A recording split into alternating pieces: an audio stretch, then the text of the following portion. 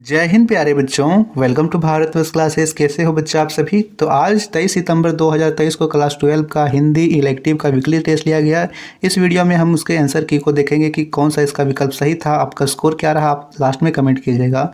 तो जल्दी से इस वीडियो को लाइक कीजिए और भारत वर्स क्लासेस पर नए हैं तो सब्सक्राइब जरूर कीजिएगा। चलिए मिलाइए जल्दी से कौन सा इसका उत्तर सही था, आपने क्या लगाया है। पहला प्रश्न पूछा गया था, बालक बच गया पाठ के लेखक कौन है। निराला जी, गुलेरी जी, अज्ञे जी, शुक्ल जी। तो यहाँ पे सही उत्तर है बी, गुलेरी जी इसके लेखक हैं।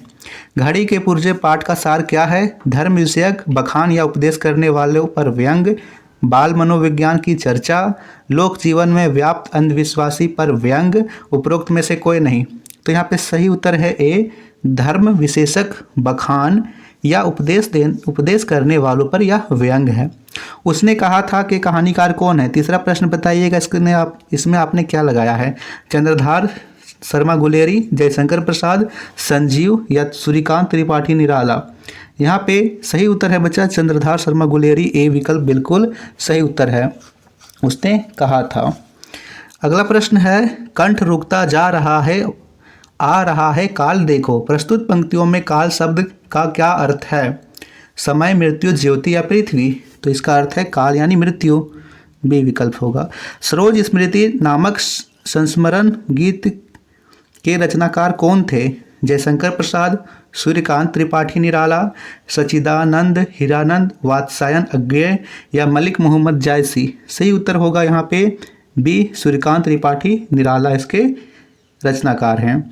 सरोज स्मृति कविता है, काव्य गीत, शोक गीत, करुण गीत, विरह गीत। तो यह एक करुण और शोक गीत है बच्चा। सरोज स्मृति याद में उनके या शोक में डूबे हुए हैं, शोक गीत है।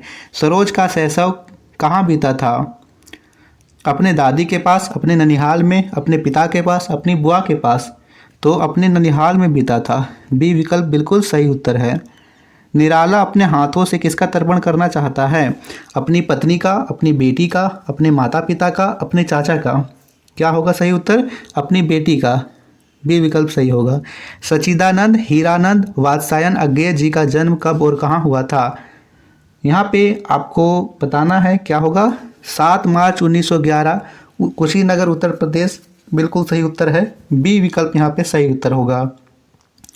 10वां प्रश्न है, यह द्वीप अकेला, ठीक है, यह द्वीप अकेला कविता में द्वीप किसका प्रतीक है। मनुष्य का, समाज का, दीपक या पंक्ति का। तो यह मनुष्य का प्रतीक है, ए विकल्प सही होगा। मैंने देखा एक बूंद कविता का मूल सार क्या है। एक क्षण के महत्व का, समुद्र की विशेषता का, आदमी और सागर के संबंध का, इनमें से कोई नहीं। क्या होगा इसका सही उत्तर, तो बताना है। 11वां का आपने क्या लगाया था, तो एक क्षण के महत्व का सही उत्तर होगा। लेखक संजीव का जन्म कब हुआ था। 6 जुलाई 1947, 6 जुलाई 1948, 6 जुलाई 1949 या 6 जुलाई 1950। तो 6 जुलाई 1947 को हुआ था। मैंने आपको कहा था कि बच्चा आरोहण पाठ को पढ़ के जाना है, यहाँ से आपके प्रश्न बनेंगे ही बनेंगे और यहाँ पे आपके प्रश्न पूछे भी गए हैं। आरोहण पाठ से यहाँ पे लगभग 12, फिर आपको यहाँ पे 1, 2 प्रश्न तो पूछे ही गए थे। फिर पत्रकार जो मैंने करवाया था उससे भी प्रश्न आए हैं, तो बहुत सारे प्रश्न यहाँ पे आए हैं बच्चा। अगला प्रश्न यहाँ पे पूछा गया है, 30 साल का सफ़रनामा किनकी रचना है। संजीव, विष्णु खरे, प्रेमचंद या रामचंद्र शुक्ल। तो ये भी संजीव की रचना है, आरोहण पाठ के जो लेखक हैं उनकी ही रचना है। यहाँ पे 30 साल का सफ़रनामा। निम्न में से कौन आरोहण के मुख्य पात्र नहीं है।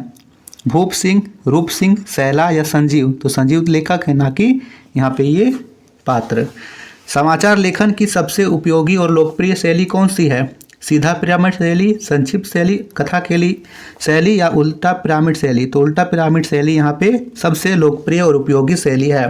पत्रकार के कितने प्रकार होते हैं, 3 प्रकार। जल्दी से बताइए कौन कौन से। अल्पकालिक, दीर्घकालिक और यहाँ पे जो लॉन्सर, फ्री लॉन्सर जो होते हैं यानी स्वतंत्र। तो बताइए आपको 16 में से आपके कितने स्कोर हुए। जल्दी जल्दी से कमेंट कीजिए बच्चा और वीडियो को लाइक शेयर जरूर कीजिए। थैंक यू बच्चा।